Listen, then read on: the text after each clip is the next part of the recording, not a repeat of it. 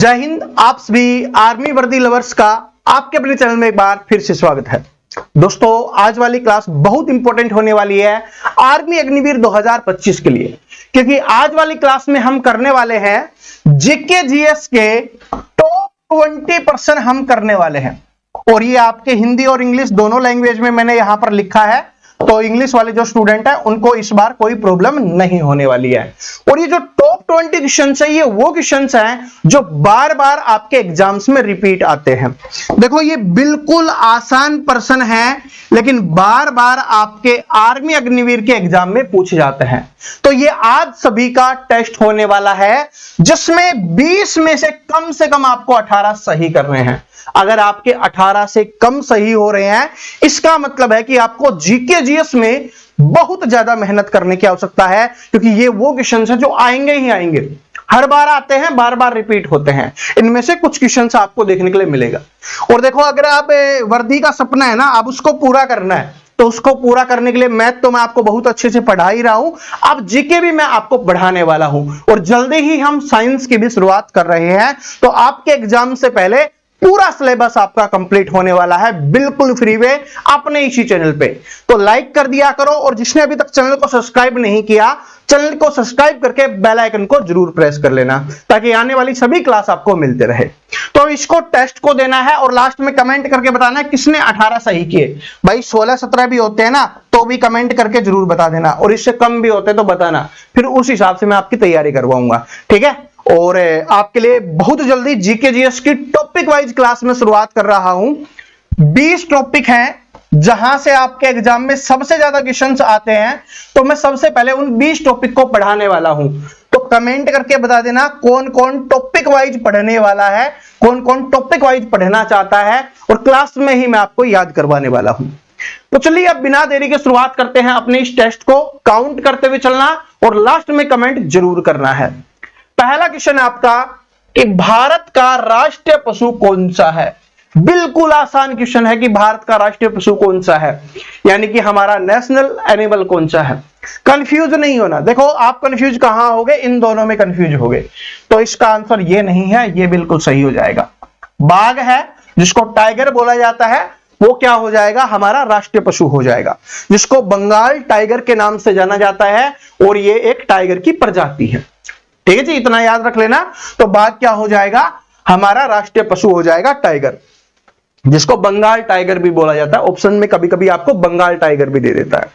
अगला क्वेश्चन देखो कि भारत का संविधान कब लागू हुआ था। बहुत इंपॉर्टेंट क्वेश्चन, आर्मी अग्निवीर में पता नहीं कितनी बार पूछा गया है, आर्मी के एग्जाम्स में बार बार रिपीट होने वाला क्वेश्चन है कि भारत का संविधान कब लागू हुआ था। तो जिसको पता था, आंसर आ गया होगा, तो ये आपका हो जाएगा 26 जनवरी 1950 को हमारा संविधान लागू हुआ था। ऑप्शन नंबर बी जिसने किया उसका बिल्कुल करेक्ट है। 26 नवंबर 1949 को क्या हुआ था, हमारा जो संविधान है वो बनकर तैयार हुआ था। अगर ये पूछा जाए कि संविधान बनकर तैयार कब हुआ था, तो 26 नवंबर 1949 को संविधान बनकर तैयार हुआ था। इसको बनने में कितना समय लगा था, 2 वर्ष 11 महीने और 18 दिन का समय इसको बनने में लगा था। यह भी अपने को ध्यान रख लेना है। और संविधान सभा के अध्यक्ष कौन थे, डॉक्टर राजेंद्र प्रसाद जी। ठीक है, यह भी अपने को ध्यान रखना है, इतना ध्यान रखना है। चलो ठीक है। तो लागू कब हुआ था, 26 जनवरी 1950 को। इसलिए हम 26 जनवरी को गणतंत्र दिवस के रूप में भी मनाते हैं। गणतंत्र दिवस के रूप में किसको मनाते हैं, 26 जनवरी को, इसी वजह से हम मनाते हैं। चलो आगे बढ़ते हैं। क्वेश्चन नंबर 3 है अपना कि भारत की पहली महिला प्रधानमंत्री कौन थी। तो भारत की पहली महिला प्रधानमंत्री, जिसको हम आयरन लेडी के नाम से भी जानते हैं, आयरन लेडी के नाम से भी जिसको जाना जाता है, तो बताइए कौन थी। तो इसका करेक्ट आंसर हो जाएगा इंदिरा गांधी जी। इंदिरा गांधी जी हैं, वो भारत की पहली महिला प्रधानमंत्री बनी थी। ये 2 बार प्रधानमंत्री बनी है। इनको आयरन लेडी के नाम से जाना जाता है, और ये जवाहरलाल नेहरू जी की पुत्री थी। जवाहरलाल नेहरू जी। और जवाहरलाल नेहरू कौन थे? ये हमारे देश के पहले प्रधानमंत्री बने थे। हमारे देश के पहले कौन थे? प्रधानमंत्री ये बने थे। ठीक है जी। और पहले राष्ट्रपति कौन बने थे? डॉक्टर राजेंद्र प्रसाद जी। ये भी अपने को याद रखना है। आगे बढ़ते हैं, अगला क्वेश्चन देखिए क्या है कि भारत का सबसे ऊंचा पर्वत शिखर कौन सा है? तो भारत का सबसे ऊंचा पर्वत शिखर कौन सा है? तो इसका करेक्ट आंसर हो जाएगा कंचनजंगा है, वो भारत का क्या हो जाएगा? सबसे ऊंचा पर्वत शिखर हो जाएगा। इसकी ऊंचाई भी आपसे पूछी जा सकती है, तो याद कर लो 85-86 मीटर क्या है इसकी ऊंचाई है। ये याद करने का तरीका है। ऐसे याद करोगे तो याद नहीं होगा, 8586 याद नहीं होगा। ऐसे याद कर लो 85-86, तो 85-86 मीटर क्या हो जाएगी? इसकी ऊंचाई हो जाएगी। और कंचनजंगा क्या हो जाएगा? सबसे ऊंचा पर्वत शिखर हो जाएगा। आगे बढ़ते हैं, अगला क्वेश्चन देखिए क्या है कि भारत का राष्ट्रीय खेल क्या है? देखो हमारे देश में वैसे तो क्रिकेट ज्यादा प्रचलित है, क्रिकेट को ज्यादा देखते हैं लोग, मानते हैं, ठीक है। लेकिन हमारे देश का राष्ट्रीय खेल क्या हो जाएगा? हॉकी है, वो हमारे देश का राष्ट्रीय खेल हो जाएगा। Option number B correct answer हो जाएगा, हॉकी। आंसर करते हुए चलना, बिल्कुल सिंपल क्वेश्चन है, बिल्कुल ही आसान क्वेश्चन है, लेकिन आर्मी में बार बार पूछे जाते हैं, तो इजी क्वेश्चंस करवाना जरूरी है। फिर हमारे जो टॉपिक वाइज पढ़ेंगे उसमें अच्छे क्वेश्चंस करेंगे जो आपके एग्जाम्स में आते हैं। चलो क्वेश्चन नंबर 6 है कि पृथ्वी का एकमात्र प्राकृतिक उपग्रह कौन सा है? तो पृथ्वी का प्राकृतिक उपग्रह आपको बताना है। उपग्रह क्या होता है? जो ग्रह के चारों ओर चक्कर काटता है उसको उपग्रह बोला जाता है। तो हमारा पृथ्वी का क्या हो जाएगा? चंद्रमा। ठीक है जी, चंद्रमा। आगे बढ़ते हैं, अगला क्वेश्चन देखिए क्या है कि मनुष्य के शरीर में कुल कितनी हड्डियां होती हैं? बचपन से ये क्वेश्चन सुनते हुए आ रहे हो, बचपन से इस क्वेश्चन को आप करते हुए आ रहे हो, तो आपको बताना है, बताइए कि मानव शरीर में कुल कितनी हड्डियां हैं? इस क्वेश्चन का मुझे आंसर देने की है? नहीं है, तो सभी इसका उत्तर दो। लास्ट में मैं इसका आंसर भी आपको बता दूंगा, टेंशन मत लेना, लेकिन अभी कमेंट सेक्शन में आपका आंसर आना चाहिए, क्योंकि इतना आसान क्वेश्चंस भी अगर आपको नहीं आता तो आपको फिर बहुत ज्यादा मेहनत करने की आवश्यकता है। ठीक है, और टॉपिक वाइज क्लास कौन कौन करना चाहता है, कौन कौन एक्साइटेड है, कमेंट करके जरूर बताना। जीके जीएस के लिए जिस तरीके से मैथ आपको सिखा रहा हूं ना, उसी तरीके से जीके जीएस आपको याद करवाने वाला हूं टॉपिक वाइज। और पहला टॉपिक हमारा होगा सिंधु घाटी सभ्यता, जहां से फिक्स क्वेश्चंस आपके एग्जाम में पूछा जाता है। अब करो, पानी का रासायनिक सूत्र क्या होगा? पानी का रासायनिक सूत्र क्या हो जाएगा? बार बार रिपीट होने वाला क्वेश्चन है, तो ये हो जाएगा आपका H2O। H2O क्या हो जाएगा? पानी का रासायनिक सूत्र, वाटर का केमिकल फॉर्मूला। H का मतलब यहां पर हाइड्रोजन है, O का मतलब क्या है? ऑक्सीजन। चलो, क्योंकि ये एग्जाम में पूछ लेता है।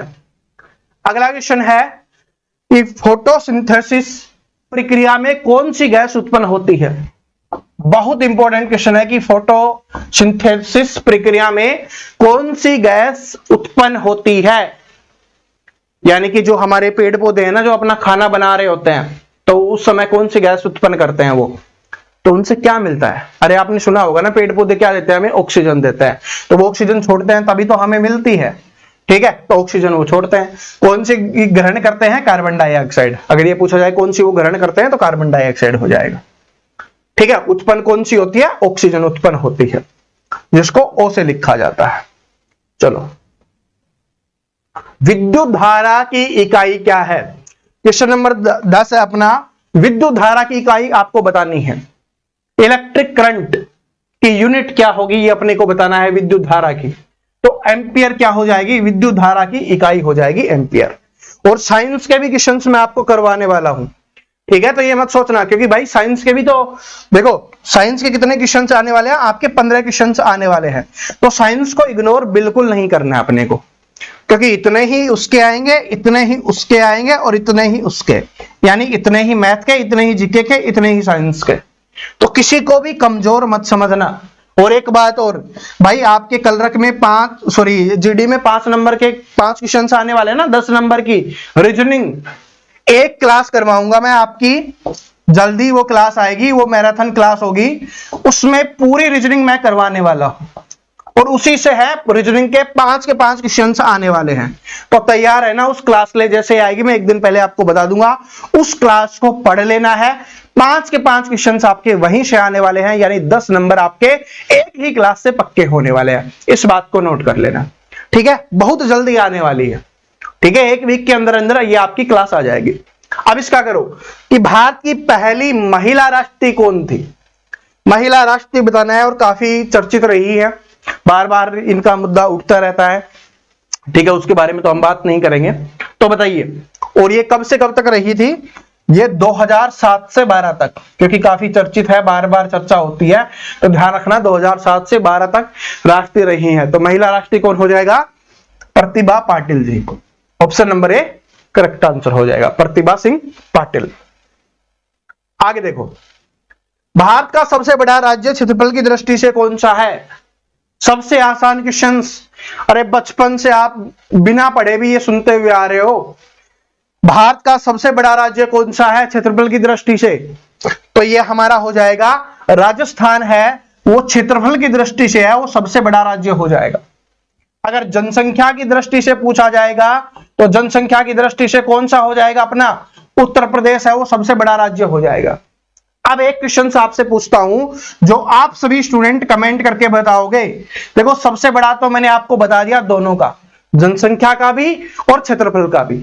तो आपको कमेंट करके बताना है कि सबसे छोटा राज्य है, सबसे छोटा राज्य कौन सा है, ठीक है? बाकी मैं राज्य आपको पढ़ाऊंगा ना उस समय, उसमें सब कुछ बता दूंगा। राज्य के राज्यपाल जो पूछे जाते हैं वो भी, मुख्यमंत्री भी, और भी बहुत सारी चीजें उसमें कर रहे होंगे। तो सबसे छोटा राज्य आपको बताना है, जनसंख्या वाला भी आपको बताना है और आपको क्षेत्रफल वाला भी बताना है। दोनों आपको कमेंट करना है कि कौन कौन से हैं, ठीक है? सबसे छोटा। चलो आगे बढ़ते हैं। अगला क्वेश्चन देखिए क्या है कि भारत का सबसे लंबा राष्ट्रीय राजमार्ग कौन सा है? भारत का सबसे लंबा राष्ट्रीय राजमार्ग क्या है? स्टूडेंट अगर पुरानी किताबों से पढ़ रहे हैं तो इसका आंसर गलत देने वाले हैं, ठीक है? आंसर कीजिए, बहुत इंपॉर्टेंट क्वेश्चन है, क्योंकि ये क्वेश्चन स्टूडेंट अगर पुरानी किताब से पढ़ रहे हैं तो उनका गलत होने वाला है। तो उनका आंसर होगा NH7, जो अभी नहीं है। पहले NH7 था, अभी NH7 नहीं है, अब NH44 है, NH44 हो जाएगा आपका। भारत का सबसे लंबा राजमार्ग कौन सा हो जाएगा? NH44, ठीक है? जो कहां से कहां तक है? श्रीनगर से कन्याकुमारी तक हो जाएगा आपका। अगला क्वेश्चन है कि सूर्य की किरणों में कौन सा विटामिन पाया जाता है? बहुत इंपॉर्टेंट क्वेश्चन है, और सुबह सुबह ना जब सूर्य उगता है उस समय आपको ये विटामिन लेना है। बाद में लोगे तो बाद में स्किन डिजीज भी होना शुरू हो चुकी है, क्योंकि सूर्य बड़ा खतरनाक हो रहा है, ठीक है? पैराबैंगनी किरणें आने लग रही है। तो सुबह का जो टाइम होता है ना, 7-8 बजे से पहले पहले का, अब गर्मी का टाइम है तो 8 बजे तक आराम से सूरज निकल जाता है अच्छे से, तो 8 बजे से पहले पहले आपको ये विटामिन लेना है। तो कौन सा हो जाएगा? ये हो जाएगा आपका विटामिन डी। कौन सा विटामिन है? विटामिन डी, जो हमें सूर्य की किरणों से प्राप्त होता है। इसकी कमी से कौन सा रोग हो जाता है? रिकेट्स नामक रोग हो जाता है। ये भी ध्यान रख लेना, ये पूछा जाता है, ठीक है? और एक क्वेश्चन से विटामिन की बात आई है तो जो सबसे ज्यादा पूछा जाता है कि विटामिन सी किसमें पाया जाता है? जो हमारे खट्टे फल होते हैं, सबसे ज्यादा क्वेश्चन आता है ये, जो हमारे खट्टे फल होते हैं, संतरा, नींबू, आंवला, उस तरीके के जो फल होते हैं उसमें क्या पाया जाता है? आपका विटामिन सी पाया जाता है। भारत का सबसे बड़ा नदी द्वीप कौन सा है? भारत का सबसे बड़ा नदी द्वीप, इंपॉर्टेंट क्वेश्चंस, बार बार रिपीट होने वाला क्वेश्चन है। क्वेश्चंस आसान है लेकिन बार बार एग्जाम में आने वाले क्वेश्चंस है। तो भारत का सबसे बड़ा नदी द्वीप कौन सा हो जाएगा? तो इसका हो जाएगा आपका मंजुली द्वीप। कौन सा हो जाएगा? जो मंजुली द्वीप है वो भारत का सबसे बड़ा नदी द्वीप हो जाएगा। आगे बढ़ते हैं कि वायुमंडल में पाए जाने वाली सबसे अधिक मात्रा में पाई जाने वाली गैस कौन सी है? वायुमंडल में सबसे अधिक मात्रा में कौन सी गैस पाई जाती है, ये अपने को बताना है। तो बताइए सभी स्टूडेंट, कौन सी गैस हो जाएगी और वो कितनी पाई जाती है? इतना मैं आपको बता देता हूं, 78% पाई जाती है। तो क्या हो जाएगा? जो नाइट्रोजन गैस है वो वायुमंडल में सबसे ज्यादा पाई जाती है नाइट्रोजन गैस, जो कितनी है 78%। उसके बाद लगभग 21% कौन सी है, ऑक्सीजन गैस है। ठीक है जी, आगे बढ़ते हैं। सबसे ज्यादा नाइट्रोजन हो जाएगी 78%। आगे देखिए, भारत का सबसे बड़ा रेगिस्तान कौन सा है? भारत का सबसे बड़ा रेगिस्तान, भारत का सबसे बड़ा रेगिस्तान कौन सा हो जाएगा? तो जो थार है वो भारत का सबसे बड़ा रेगिस्तान हो जाएगा। और ये कहां पर है? आपका राजस्थान में है। कहां पर है थार रेगिस्तान? कहां पर? राजस्थान में। विश्व का पूछेगा तो ये हो जाएगा सहारा, ये विश्व का सबसे बड़ा रेगिस्तान हो जाएगा। ठीक है जी, अगला क्वेश्चन देखो क्या है, भारत का सबसे बड़ा बांध कौन सा है? तो भारत का सबसे बड़ा बांध अपने को बताना है, तो कौन सा हो जाएगा? टिहरी बांध है। जो टिहरी बांध है वो भारत का क्या हो जाएगा? सबसे बड़ा बांध हो जाएगा। तो option number C correct answer हो जाएगा। ये कौन सी नदी पर बना हुआ है? तो ये भागीरथी नदी पर बना हुआ है। ठीक है, भागीरथी नदी पर बना हुआ है। और कहां पर है ये? उत्तराखंड राज्य में है। कौन से राज्य में? उत्तराखंड। याद रख लेना कि भारत का सबसे बड़ा बांध कौन सा हो जाएगा? टिहरी बांध हो जाएगा, जो भागीरथी नदी पर उत्तराखंड राज्य में बना हुआ है। अगले क्वेश्चन पे चलते हैं। भारत का सबसे बड़ा वन्य जीव अभ्यारण्य कौन सा है? वन्य जीव अभ्यारण्य, और वह बांध कहां पर है? उत्तराखंड में। अगर पूछा जाए तो कहां पर हो जाएगा? उत्तराखंड में हो जाएगा। अब बताना है कि भारत का सबसे बड़ा वन्य जीव अभ्यारण्य, बहुत इंपॉर्टेंट है, बार बार रिपीट होता है। तो कांजीरंगा क्या हो जाएगा? भारत का सबसे बड़ा वन्य जीव अभ्यारण्य हो जाएगा। और ये कहां पर स्थित है? ये असम राज्य में स्थित है, ये भी पूछा जाता है। तो क्या हो जाएगा? कांजीरंगा असम में स्थित है।